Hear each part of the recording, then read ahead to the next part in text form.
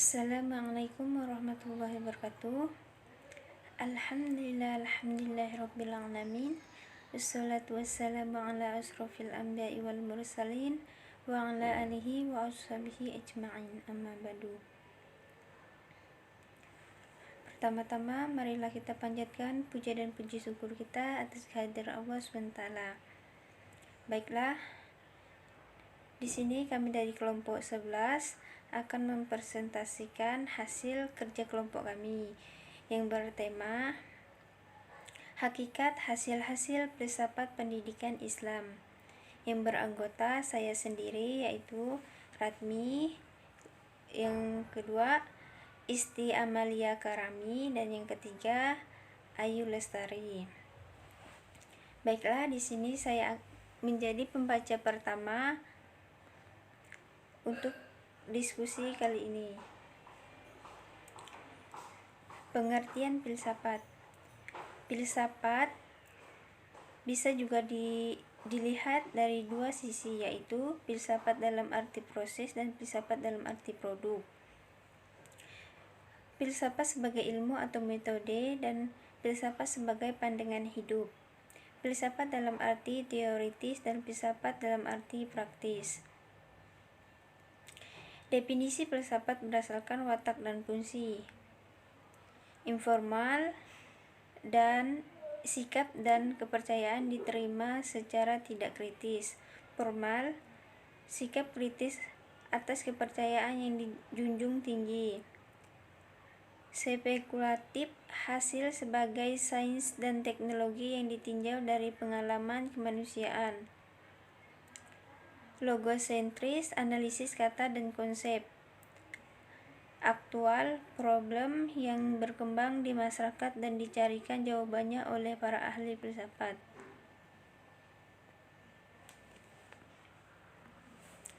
Pendekatan filsafat dalam memperoleh ilmu. Pada zaman Plato sampai pada masa Al-Kindi, batas antara filsafat dan ilmu pengetahuan boleh dikatakan tidak ada. Seorang filosof ahli filsafat pasti menguasai semua ilmu pengetahuan. Perkembangan daya berpikir manusia yang mengembangkan filsafat pada tingkat praktis dikalahkan oleh perkembangan ilmu yang didukung oleh teknologi. Wilayah kajian filsafat menjadikan lebih sempit dibandingkan dengan wilayah kajian ilmu, sehingga adanya anggapan filsafat tidak dibutuhkan lagi. Filsafat kurang membumi, sedangkan ilmu lebih bermanfaat dan lebih praktis.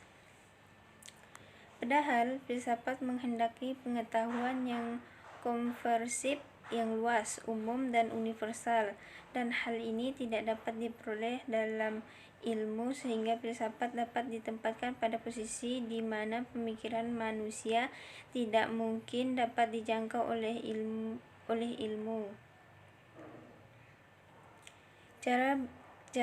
Ciri berpikir filsafat.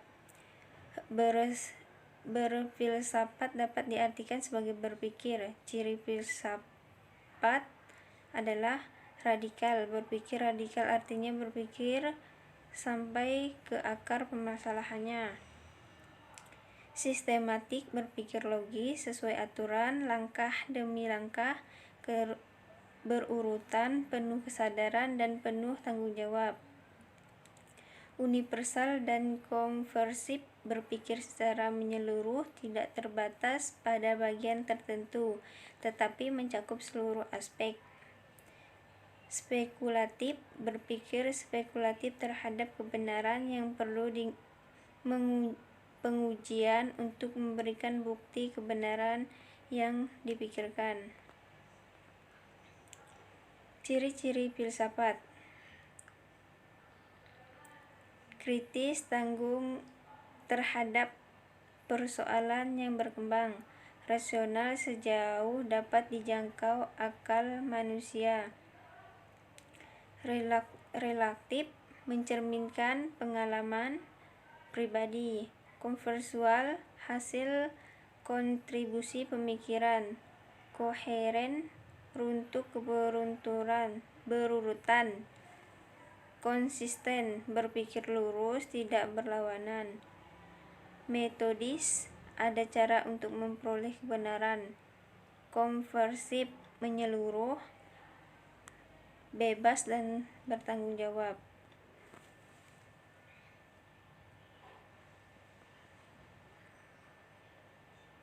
Nah, selanjutnya cabang-cabang filsafat lainnya.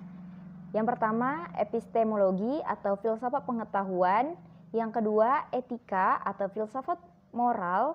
Yang ketiga, estetika atau filsafat seni. Yang keempat, metafisika. Yang kelima, politik atau filsafat pemerintahan. Yang keenam, filsafat agama. Yang tujuh, filsafat ilmu. Yang kedelapan, filsafat pendidikan. Yang kesembilan, filsafat hukum. Yang ke-10 filsafat sejarah, dan yang terakhir yang ke-11 filsafat matematika. Pengertian filsafat pendidikan. Filsafat pendidikan merupakan bagian dari epistemologi atau filsafat pengetahuan yang secara spesifik mengkaji hakikat ilmu pendidikan, pengetahuan ilmiah tentang pendidikan. Pendidikan pada dasarnya merupakan usaha sadar manusia untuk menumbuhkan dan mengembangkan potensi-potensi bawah yang melekat pada dirinya, baik jasmani maupun rohani, sesuai dengan nilai-nilai yang dianut, sehingga terjadi proses pendewasaan dan peningkatan kemampuannya dalam beradaptasi. 4 pilar pendidikan. Yang pertama, learning to know, learning to do, learning to be, and learning to live together with others. Pendidikan agama Islam. Pendidikan agama Islam merupakan pewarisan dan perkembangan budaya manusia yang bersumber dan berpedoman pada ajaran Islam, Al-Quran dan Al-Sunnah. Humanisasi, upaya memanusiakan manusia atau upaya membantu manusia agar mampu mewujudkan diri sesuai dengan martabat kemanusiaannya. Menurut terminologi, pendidikan agama Islam berorientasi tidak hanya sekadar memberikan ilmu pengetahuan agama yang sifatnya Islamologi, melainkan lebih menekankan aspek pendidikan dengan arah pembentukan pribadi muslim yang taat, berilmu, dan beramal soleh.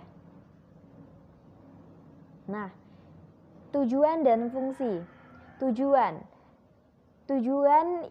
pendidikan agama Islam ini menurut para ahli, yang pertama Ahmad Supardi.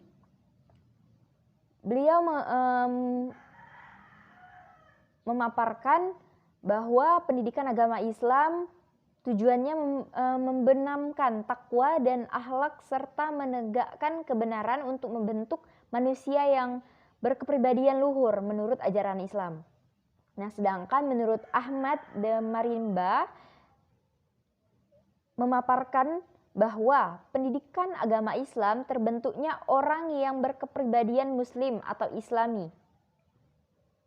Nah, sedangkan menurut Syekh Naqib Al-Attas memaparkan bahwa tujuan dari pendidikan agama Islam ini menanamkan kebajikan dalam diri manusia sebagai manusia dan sebagai diri individu.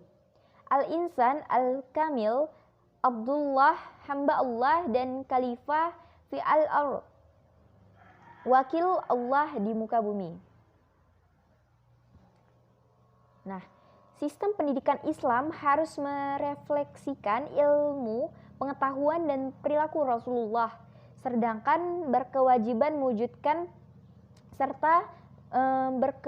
mewujudkan umat muslim yang menampilkan kualitas keteladanan Nabi Shallallahu Alaihi Wasallam. Selanjutnya fungsi dari pendidikan agama Islam itu sendiri adalah membimbing, mengarahkan, dan menuntun pendidik dan peserta didik agar selalu berpedoman kepada dasar pendidikan Islam, yakni Al-Quran dan Al-Sunnah. Assalamualaikum warahmatullahi wabarakatuh. Alhamdulillahirrabbilalamin. Wabihi nasta'in wa ala umurid dunya waddin wa ala alihi wa sahbihi ajma'in, amma ba'du. Nah, perkenalkan, nama saya Ayu Lestari dari kelompok 11 Pendidikan Agama Islam. yaitu menjelaskan tentang filsafat pendidikan Islam. Nah, saya akan menjelaskan konsep dasar dalam pendidikan agama Islam. Ada 3, yakni yang pertama yaitu ta'dib, yang kedua tarbiyah, dan yang ketiga taklim. Nah, apakah yang dimaksud dengan ta'dib? Nah, ta'dib ini adalah benda dan mempunyai kata kerja. Adaba yang berarti mendidik.